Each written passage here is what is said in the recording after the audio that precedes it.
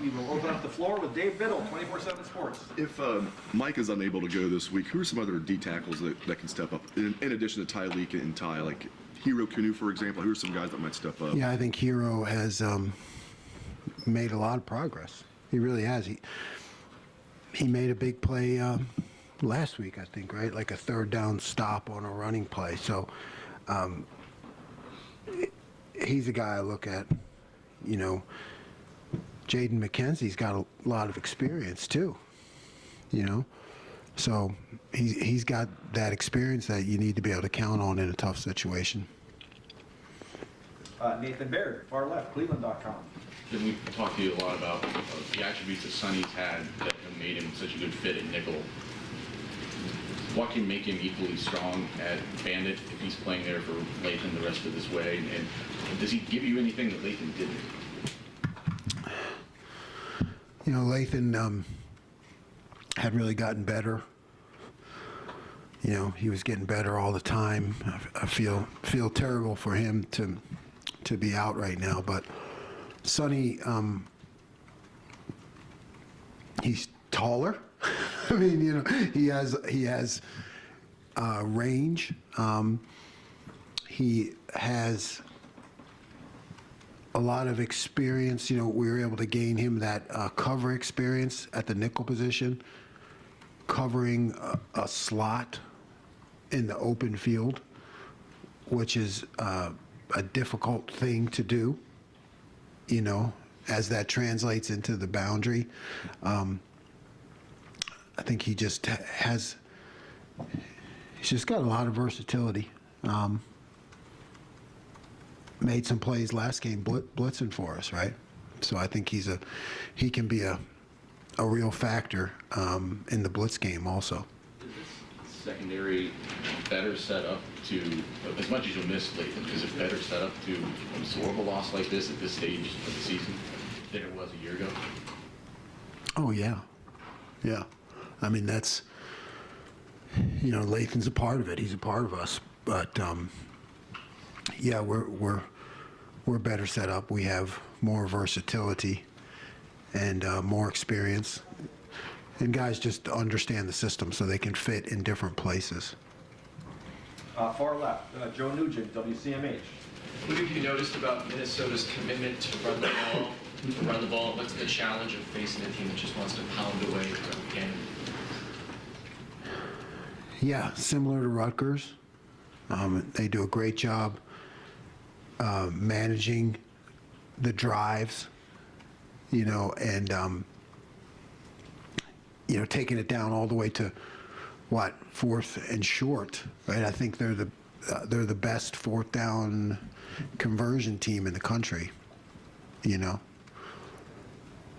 they stole that play from my Eagles. You know, they do that tush push thing.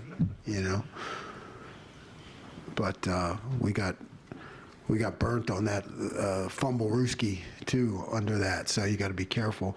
But yeah, I just think they do a good job of managing the game, controlling the ball, taking the play clock down. So we have to stay efficient, stay ahead of the sticks. Fourth row, far right, Andy Baxter, Letterman row. Jim, it looked like Jahad Carter was back on the field defensively. With Lathan out right now, I know Sonny's there, but does it help to have the depth of Jahad too? Yes, because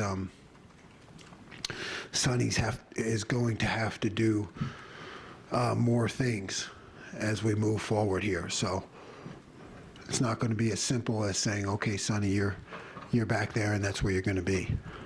There's going to be some moving parts. You know, Sonny's going to have to be in other places too, as we face different sets and personnel grouping. So we need Jahad.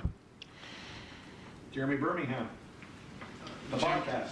Jim, I don't want to put any one person on the spot, but are you as disappointed in Bill Landis as I am that whenever you talk about the Eagles, he doesn't say "Go Birds"? Yeah, I didn't want to bring it up because I didn't want to call him out, but now that you brought it up, well, I know, but he doesn't. Just trying to be respectful. I don't get anything back. Now we've cleared that up. But Cody Simon obviously playing a lot in the middle on Saturday. not knowing what Tommy's situation is for this week, how comfortable are you with what you saw from Cody, not just against another run-heavy team like Minnesota, but potentially as Saturday was an audition really for the future? Yeah, I'm very comfortable with Cody. Cody not only plays well, but he manages the game like Tommy does. You know, he's got that kind of brain and that kind of football intelligence. So we need them both. We need them both, you know, as we come down the stretch here. We need to have the ability to put them in different places. Sorry about that, Coach. Yeah. Stephen Means, Cleveland.com. When you guys put Malik out there earlier this year, it didn't necessarily go as well as it did this time around. Just when you watch him back on the film, what did you like about what Malik gave you this time? How more ready is he to be in that situation in that moment if you need him? Yeah, I thought he wasn't as wide-eyed as he was the first time. I mean, you know, that's tough for a true freshman, particularly at a safety position. There are checks involved, there are formations, there are a variety of, there are all kind of things that can happen. So, yeah, I thought he, you know, had his emotions under control, and you know, he's a guy that we've seen from the beginning in practice. Like, he always is around the ball. You know, he's one of those guys in practice. If you want to see people coming up with interceptions in practice, you know that famous coaching thing that I'm sure you guys and men and women have done it with your kids. Catch the ball, you know what I mean? Like, that's a coaching thing, right? Catch the ball, you know. But he's one of those guys. Like, there's certain guys, Malik has it, you know, where he's just always around the ball in practice, and he catches the ball, you know. So to see him now transition to actually playing the game, you know, in all aspects, and being able to manage it from the safety position, that's good for him and good for us. Dan Hope, 11 Warriors. It seems like Ty Hamilton has taken a step forward these last couple of weeks in terms of making more game-changing plays. Have you seen anything different from him here recently? I haven't seen anything different. And I've been trying to say it all along. You know, I guess maybe Tyleek gets a lot of the attention, and deservedly so. But I've been saying it all year long. Our defensive tackles have been making more plays in the running game that makes your defense better. It makes your defense better. You know, it's one thing for your defensive tackles to use up blocks and use up gaps. It's another thing when they're actually making tackles. So Ty's doing that too. Austin Ward, the podcast. Jim, when you guys have a conversation with Tommy and tell him that he's not going to play a game, is he more talkative, or did he just say, yeah, okay? Did he fight for it? Yeah, Tommy fights all the time. He fights all the time. He fought to play, you know. He could have played. But we felt it was in his best interest and our best interest that he, you know, takes his time getting back from this injury. Yeah, so he probably had some extra grunts, you know, last week because he couldn't play. Than his normal single grunts, he probably went to 2 or 3 grunts. Bill Rabinowitz, Columbus Dispatch. I'll follow that up. In certain statistical categories, turnovers, sacks, kind of the flashy ones, you guys are, you know, towards the bottom of the list. But what matters is the success you've had. I'm just saying, it seems like such a change in what your reputation would suggest. And you talked about this a few weeks ago. But how much of that is we've got talent, and I don't have to kind of do that stuff because I can just let these guys, put them in a position to let them play. Right. Yeah, I think, you know, we've, like you said, I have adjusted, adapted to the talent, the situation, the program, doing what's in the best interest of the defense, the team, to win games and, you know, to produce a top 5 defense. You said it from the beginning. You know, you're at the Ohio State, you should have a top 5 defense. So what's a top 5 defense? Is it top 5 in those categories? Because I've been there. I've been top 5 in those categories, but I don't think we were very good. I don't know how good we were, but it was like you said, flashy, and I just feel like it is what it is, and we need to keep working on those things that are working for us, to put it easy, and avoid the temptation to try to go after the flashy play and maybe expose yourself somewhere else. How much of that is geared toward Michigan and then what happened last year and saying, okay, we're going to make sure we don't have those kind of breakdowns. We're going to, not that it's a one-game season, but you're gearing toward that all year. Gearing towards the matchup games, right? Coach Day always calls them the matchup games. And we've had a couple already, right? So gearing towards the matchup games where we were not successful last year, and mainly because of explosive plays. So, through a lot of study and a lot of planning, I think you're seeing the benefits of that now. Far left, Steve Hellwagon, 24/7 Sports. Yeah, Coach, last week you talked a little bit about Rutgers and how they were able to run the ball effectively. Michigan State came out of the gate. I think they had a 20 and 11 and a 27 there in the first 2 series. But after that, you guys made some type of adjustment, physical, X and O's, whatever it may have been. Just if you can talk a little bit about how important that is, identifying that early in the game and making those changes, I guess, to get those stops. Yeah, I didn't like that we gave those plays up early. I know which ones you're talking about. I like to say, I always tell the players all their mistakes are on me on game day. So it was my fault. I just started making better calls. But I mean, the adjustments in the college game are everything, because things change so much week to week, and a variety of offenses that you see and things. And then you may spend time in practice on one thing and they do something else, or, they're studying you while you're studying them. So early on, maybe they have seen a couple things that you need to fix. So the fact that we can make those adjustments successful on the field happen in real time, that's a big deal. I think it's really a key part of any success we've had. Are you confident in the physicality of this front 7, for lack of a better term, just front 6.5, however you want to put it, that when you get to these matchup games, which even this week, I mean, there's going to be a time where you're going to have to match up with them physically as well. But are you confident in that going forward? That's going to be there to contain what the other team's going to bring? Yes. Next question. What makes you so confident in that? I guess? You go. Body of work. Right.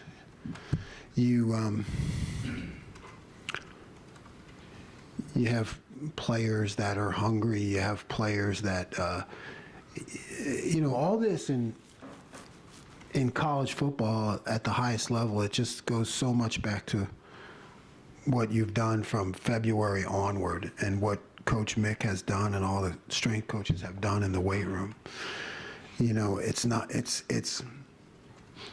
It's real in college football, because we're still in the developmental process. So you see the off season, you see the way the guys compete, and then you put it on film and you believe. John Girdman, Buckeye Auto. Jim, with the idea that you have to be playing your best ball in November, is your defense doing that right now? I'd say so. We gave up, I think it was 2 explosive plays last game. So I would say yes, but you have to keep getting better. I mean, that's the thing again about football. I mean, it's it's got to always be going like this. You can't say, oh, okay, we're playing our best in November, so let's just stay at our best, because it's always like if you're not moving forward, you're moving backward. Pat Murphy, 24/7 Sports. Jim, you talked about Cody stepping in physically for Tommy, but who handles all of the things Tommy brings that you've talked about this year when he's not on the field? Cody. I mean, he's they have very similar football intelligence.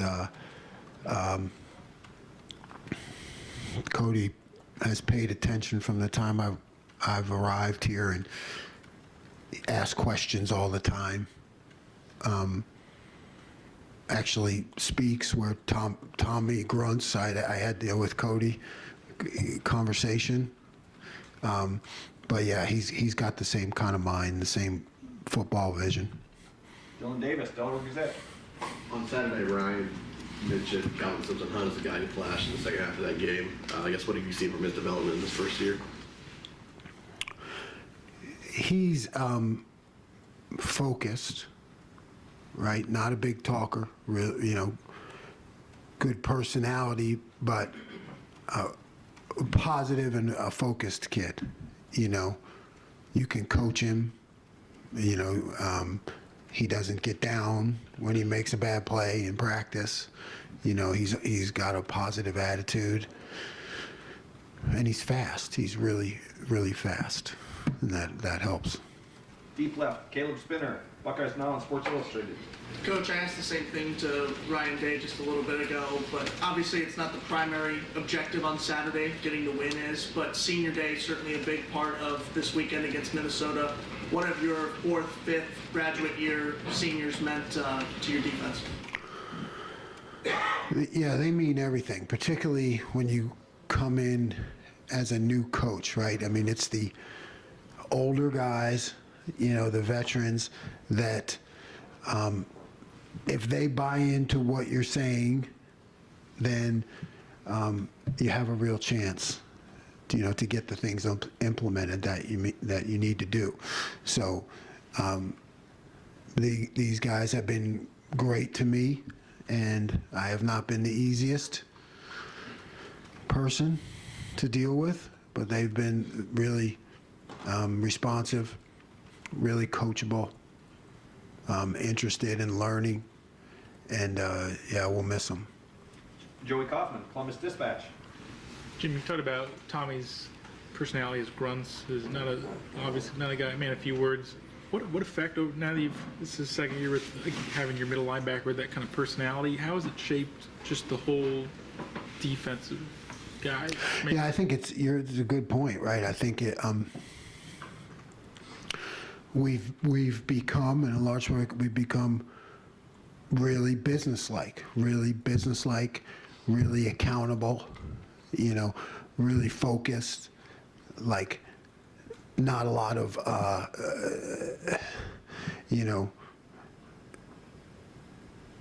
not a lot of debate, kind of like, here are the facts, here's what's happening, how do we fix it? Let's go out and kick ass, because that's how Tommy is, and you're right, it had a big effect on everything. Is that your ideal scenario? Is it just the way Tommy is? Or I don't know. Sometimes if you have an ideal scenario as a coach, you end up trying to push the squad one way or another. I think you see what's there, and you just want leadership. You want leadership, and his happens to be a certain way, and people have bought into that. They respect him, and that's just kind of how our personality has become. Cameron T. Robinson, The Athletic. Jim, obviously, when defenses prepare for Hollis's offense, the goal is contain Marvin. But from your perspective, I'm just curious if you can put in context how difficult it is to slow down someone like that. He not only has skill, but is moved around and used creatively like Ryan Day used. Yeah, coaching the offense and that Kyle Marvin, Prep Pride, by the way. Okay, that whole thing is difficult to handle for me in practice. I remember one time in practice, we had a bracket on him, 2 guys, and he went through both of them and just caught the ball. And I was like, how can that happen? We got 2 guys on him. Well, that's smart. He just went over both of them and caught him. So I think it's extremely challenging for a defense. And then the creativity that coach has, and all those guys do a great job of utilizing that. And there are other players on our offense that are really good. I just think it's a difficult challenge for a defense. Tim May Show on 3. Oh, thank you very much, Jerry. You guys are number 1 in the nation right now in pass efficiency. Defense, you're number 2 in against the score, and number 4 in total defense. What does that mean to you at all? Which of those are you more proud, or do you even take stock in that at the moment? No, I don't take any stock in. Well, it beats not being that. Yeah. Right. It beats not being that. But I'd rather have that all be the way at the end of the season, right? That's when you look at statistics. But just now we're just focused on what's happening in the game. How do we get better? What do we need to do to stop them? And I always try to tell them that defense, stats, whatever, doesn't matter. Defense is a right now proposition. Either you stop them or you don't stop them. So it's, you can't punt on defense. You guys have heard me make that joke before. I've been in plenty of times in my career where I'd say, hey, we don't want to play anymore. Can we punt the ball, get out of here? So really, his stats, it doesn't matter. It's like, did you stop him or not? What have you done for me lately? That Wall Street saying, it's like, what have you done for me lately? That's defense. It's like, what have you done for me lately? I do think stop rate's important. Where are we at in stop rate? Does anybody know where we're at in stop rate?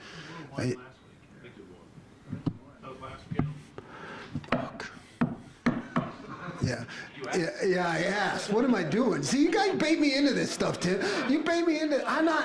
But no. So I like. Wherever you're talking about coming out. Yes. Coming out of January. Yes. Yes. A, B, C, and D. Yes. I think it's just good that we're doing well.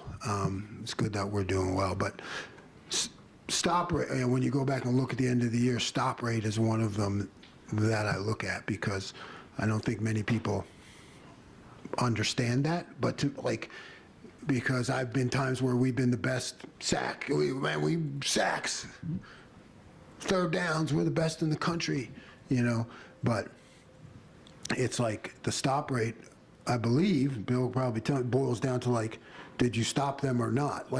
Nothing else matters. It's like, did you stop them or not? And that is the ultimate of what defense is. Do you ever address a team like coming out of Saturday or last week or whatever that, hey, you're going to face better quarterbacks. I mean, it's not putting people down, but you understand what I'm saying. You're going to face better quarterbacks down the road, basically. Do y'all talk about stuff like that? We just talk about, we talk about where we want to be at the end of the year, and how we want to keep getting better. I think sometimes if you, you could say we're going to face better quarterbacks, but that was the only quarterback we were playing on that day, so how did we do? We can never get carried away with ourselves. We have to be really specific about demands, expectations, the results that come off of it. Who are we playing? What did we do? What did we do well? How can we get better? And one of the quickie, Cody and Steele are out there. Who's the next linebacker in your mind in that run? I mean, CJ. Yeah, I mean, CJ he made a nice play last week. Really, shot the gap, did a great job. Yeah, so CJ's always right there, and he's learning and growing, and he's a great kid. But he's talented, and Gabe's been involved too. Gabe's been involved. Gabe was up and ready to go. With Tommy being down, he had to be up and ready to go. When you coach, really, it's like you have to think one play. Like who's one play away from going in there? And that's because that's reality. And final questions, Bill Landis, the podcast. Go Birds. Yes. So the point of stop rating, I'm just wondering how annoying, or maybe another word it might be, that the only thing between you guys and a shutout is a college kicker hitting a 50-something yard field goal. Yeah, I mean, hats off to him, I guess. I didn't even know how long it was. It looked long, and it looked like it barely trickled in too. But hats off to him, and those are like I like to call luxury problems. Luxury problems. It's, it is what it is. Great, Coach. Thank you very much. Thanks, Jim. Thank you.